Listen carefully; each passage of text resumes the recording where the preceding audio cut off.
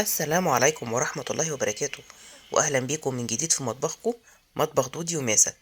مين بس قال إن الدايت حرمان؟ أنا دلوقتي بعمل رجيم، وكنت هموت وآكل حواوشي، والدكتور بتاعي مانع عني الدقيق الأبيض خالص نهائي نهائي. طب أعمل إيه؟ قمت فكرت شوية، جبت دقيق القمح الكامل، دقيق الحبة الكاملة، وعملت بيه حواوشي. مكلتش في طعمته. ده دقيق القمح الكامل موجود في كل السوبر ماركتس. كل اللي انا عملته النهارده ان انا عملت العجين بمنتهى السهوله. كوب من الميه الدافي، وهتخلي نص كيلو كوب احتياطي تعجني بيه لو احتجتي. وهننزل بمعلقتين اتنين صغيرين خالص خالص من السكر، وعليهم كيس من الخميره الفوريه. هقلب المكونات دي مع بعض كويس، وهغطيها واسيبها 10 دقايق او ربع ساعه علشان اختبر الخميره شغاله ولا مش شغاله. دايما في كل المعجنات بتاعتي انا باخد الخطوه دي، لازم اختبر العجينه الاول، الخميره الاول، معلش، شغاله ولا مش شغاله. رجعنا لها بعد ربع ساعه. إيه ما شاء الله، اترفعت واختمرت معانا بنفس الشكل اللي انتوا شايفينه. هبدا بقى انزل على الخليط بتاعي بالمكونات الجافه. استخدمت النهارده 3 اكواب ونص من الدقيق القمح الكامل. وهموسه بقى حبيبه ماما هتساعدنا علشان الاكل يطلع مسكر. شايفين بتحط معايا دقيق ازاي؟ وده نص كوباية كده، الإجمالي 3 أكواب ونص من الدقيق. وهنزل عليهم بشوية زيت زيتون، رشة ملح الأول، وشوية زيت زيتون. ومهم جدا جدا جدا جدا جدا معلقة البيكنج باودر. وهتبدأ بقى تقلب معايا الخليط مع بعضه. أنا وهموسة هنقلب سوا. شاطرة يا ماسة، برافو عليكي. لحد أما الدقيق يتشرب بالمكونات السايلة معايا ويتغلب فيها قبل المعجن. وزي ما قلت لكم قبل كده هنحتاج نص كوباية مية معانا. لو العجينة واحنا بنعجنها احتاجت مية بنزود مية تدريجي. عند الخطوة دي هبدأ أعجن بإيديا بنفس الشكل اللي انتوا شايفينه. الدقيق الحبة الكاملة بيختلف تماما عن الدقيق الأبيض، لأنه ما فيهوش عرق، يعني مش لازم نقعد نعجن فيه حبة حلوين كده غير الدقيق الأبيض. هو ناشف معايا، فهبدأ أنزل بشوية مية بالتدريج واكمل عجن بنفس الشكل اللي انتوا شايفينه. ومهم جدا جدا ان اعجن كويس قوي قوي في الخطوة دي. اخد معايا حوالي تلت كوباية مية كمان. شايفين الدقيق معايا طري ولكن ما بيلزقش في الايد. وده القوام اللي انا ببقى عايزاه النهاردة. والعجينة دي كمان تبقى مسلية جدا لو هتعملي عيش وتسويه في الفرن او في الطاسة. شوية زيت واوزعهم كده وابدأ انزل بالعجينة. حسيت الاناء كبير شوية، جبت اناء اصغر شوية وحطيت فيه العجينة وغطيته، وهسيبه مدة ما تقلش عن ساعة الا ربع علشان يخمر. هغطيه وهسيبه في مكان دافي علشان الخميرة بتاعتي تشتغل وقوام العجين عندي يتضاعف. على ما العجين يتضاعف هبدأ أعمل خلطة الحواوشي.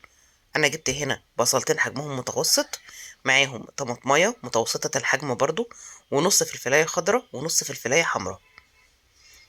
وأنا ما بغيرش طريقة الحواوشي دي أبدا أبدا أبدا.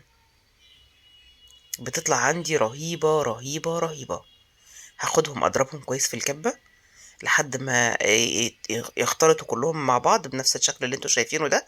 وطبعا انا في الحواوشي ما بصفيش العجين بتاعي، ما بصفيش عفوا البصل بتاعي. باخد التفل بالطماطم بالفلفل بميته كده، اضيفه على اللحمه المفرومه. انا بصفي البصل في حاله لو انا هعمل برجر او هعمل كفته فقط. انما في الحواوشي ما بصفيش البصل خالص خالص. ابتدي بقى انزل بالتوابل. التوابل عندي جنزبيل، ملح، بابريكا مدخنه، بهارات لحمه، فلفل اسود. واعجن الكميه دي مع بعض كويس جدا جدا جدا.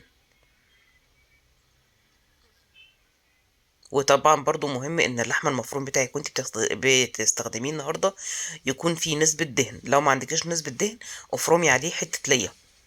هنغطيه ونسيبه لحد ما العجين يخمر، بحيث ان كل الخلطه تاخد من بعضها، اللحمه تاخد من طعم الخلطه.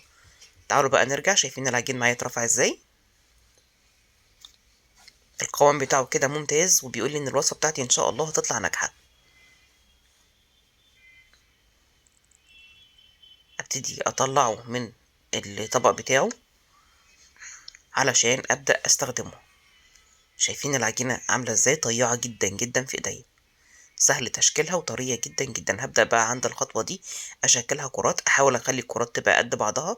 وطبعا الخطوه دي زي ما انت عايزه، عايزه تكبريها كبريها، عايزه تصغريها صغريها، زي ما انت عايزه. تقدري تنعمي الشكل باي طريقه، ممكن على كف ايديكي، ممكن بالطريقه دي، ممكن على سطح زي ما انا عملت من شويه. ليها اكتر من طريقه علشان تخلي السطح بتاعها املس وناعم كده. ناخد حته تانية قدامكم على كف ايدي او ما بين ايديا كده،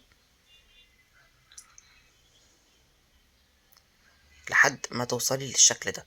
وتكملي باقي العجينة تقطعيها كلها حسب انتي عايزة الحواوشي في كام رغيف، وحسب انتي عايزة حجمه قد ايه. هجيب بقى رشة دقيق. نبدأ عند خطوة التشكيل. انا سبت العجينة ترتاح 10 دقايق بالظبط، ورشة دقيق كده على السطح بتاعي، رشة بسيطة مش كتيرة.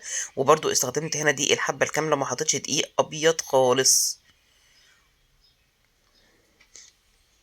وهبتدي افردها بشكل الى حد ما طولي، مش مدورة قوي. دي الحبة الكاملة من الدقيق اللي ممكن ينفصل معاكي او يتقطع معاكي بسهولة، فتكوني حريصة ان ما يكونش الدقيق العجين بتاعك رقيق قوي، وانك ما تبططيش كتير علشان ما يقطعش معاكي وانتي بتحشيه.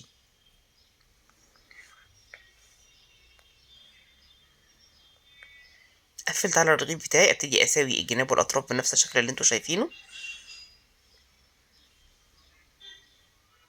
واقفل كويس جدا جدا جدا علشان الحاجة بتاعتي ما تطلعش بره.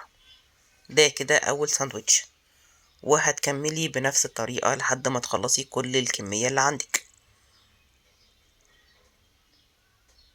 كده خلصت الكمية بتاعتي كلها. الكمية عملت معايا حوالي 10 ساندوتشات، وكنت مقطعة الرغيف بتاعي حوالي 70 جرام على الميزان. لو انتي مش عايزة تعملي بايديكي كده من غير وزن، بحيث ان كله يبقى حجم واحد. وهتبتدي تحطي على الوش لبن فقط. لو عندك حبة البركة حطي، مش عندك انا ما فضلتش ان انا احط اي حاجة، فضلت ان انا ادخله الفرن على طبيعته كده. وهتدخليه الفرن على طول، مش هتسيبيه لا يخمر ولا يرتاح. طلع من الفرن بنفس الشكل اللي انتوا شايفينه. طبيعي لان انا عامله اللحمه بتاعتي بدون ما اصفيها، نزلت شويه سوائل. وهنغطيها ونسيبها 10 دقايق، وتقدميها بألف هنا وشفا. جربي الطريقة دي وانا واثقة انك هتدعيلي. الرجيم مش حرمان. كده وصفتي النهاردة خلصت. يا رب تكون عجبتكم، ويا رب تكونوا استفدتوا بيها. وما تنسوش تدعولي وتشتركوا في القناة بتاعتي. والسلام عليكم ورحمة الله.